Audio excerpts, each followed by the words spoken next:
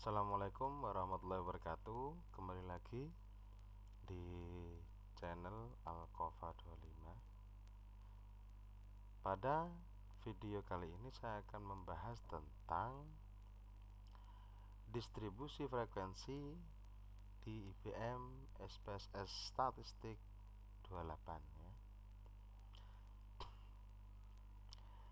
Tabel distribusi frekuensi adalah penyusunan data ke dalam kelas-kelas tertentu di mana setiap data dimasukkan ke dalam interval tertentu.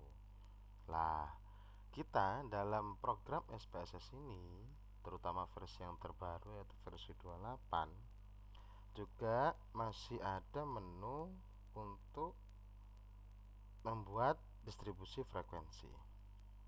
Sebagai bahan latihan, kita masih menggunakan data pada pertemuan sebelumnya ya, atau video sebelumnya. Saya buka di sini. Nah, ini adalah data atau video yang sebelumnya. Masih saya menggunakan untuk latihan yang atau tutorial yang ke-6 ini. Jadi pada video sebelumnya saya sudah membahas tentang variable view, kemudian cara menyeting variable view-nya ya. Kemudian saya sudah menjelaskan masing-masing kegunaan dari masing-masing kolom ini ya, dari name sampai role, kemudian cara menginput datanya ya. Kemudian kita juga bisa menyesuaikan juga dari masing-masing ini. Ini kita isi 4 juta misalnya, kita lihat lagi, kita sesuaikan lagi ya. Terus yang ini 11 juta. Oke, yang ini 10 juta. Nah, kalau sudah, sekarang kita bagaimana?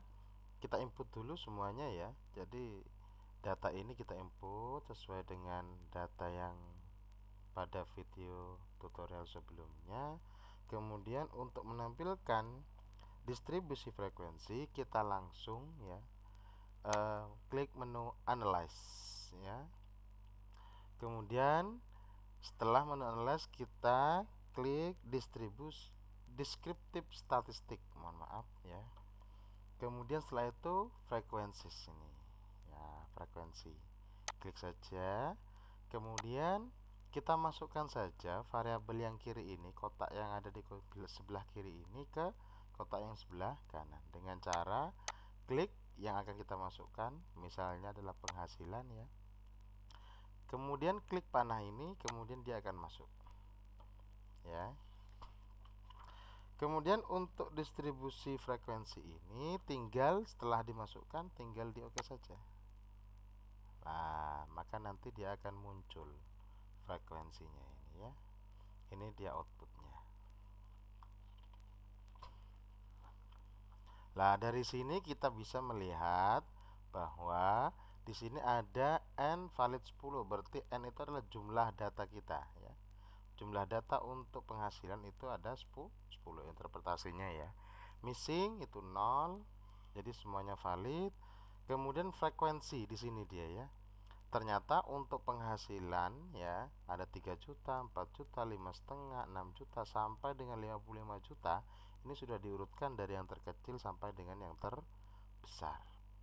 Frekuensinya ternyata muncul data-data tersebut itu hanya satu kali gitu ya, hanya satu kali.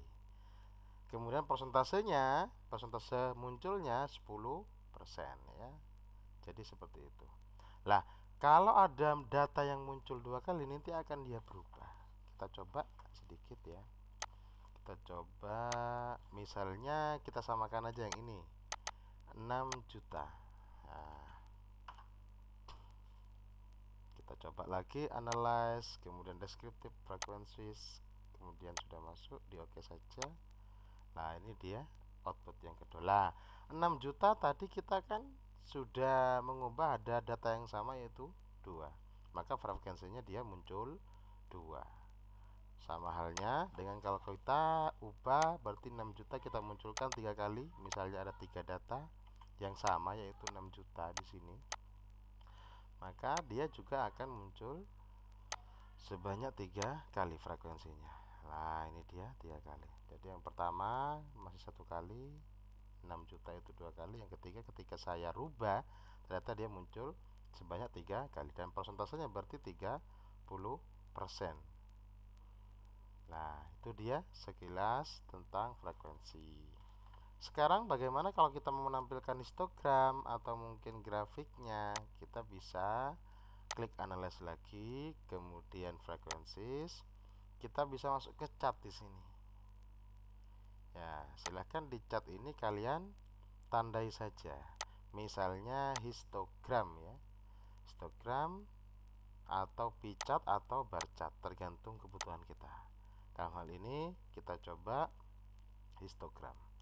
Klik continue, kemudian di oke saja. Masih proses, lah muncul dia histogramnya. Ya, histogramnya muncul, frekuensinya muncul di sini juga. Nah, kita bisa menggunakan histogram ini untuk melihat secara sebaran datanya. Mungkin seperti itu. Kemudian kalau sudah kita bisa menampilkan output seperti ini, ya, kita bisa mengcopy ini ke Word misalnya ya, atau kita menyimpannya juga bisa. Kita klik file untuk menyimpan ini, kemudian outputnya ya, maksudnya untuk menyimpan output. Klik file, save as, kemudian nanti bisa dikasih nama misalnya kalau saya output tutorial 6 misalnya ya. Nah, baru kita klik save. Tapi di sini saya sudah punya, jadi output distribusi frekuensi dan histogram. Jadi nanti seperti itu cara save-nya. Kita juga bisa mengkopikan ya, mengkopikan histogram ini atau output ini ke dalam Word. Misalnya kita sedang melakukan penelitian skripsi atau tesis atau disertasi, kemudian kita butuh ini, tinggal klik kemudian di copy. Nah, dia nanti sudah masuk. Kita tinggal masukkan ke Word saja. Misalnya Word di sini, lah tinggal masukkan aja, paste. Atau kita butuh output yang lain juga bisa. Misalnya histogramnya kita copy ya, atau kita copy semua boleh. Nah, di copy, kemudian masuk ke Word-nya, paste.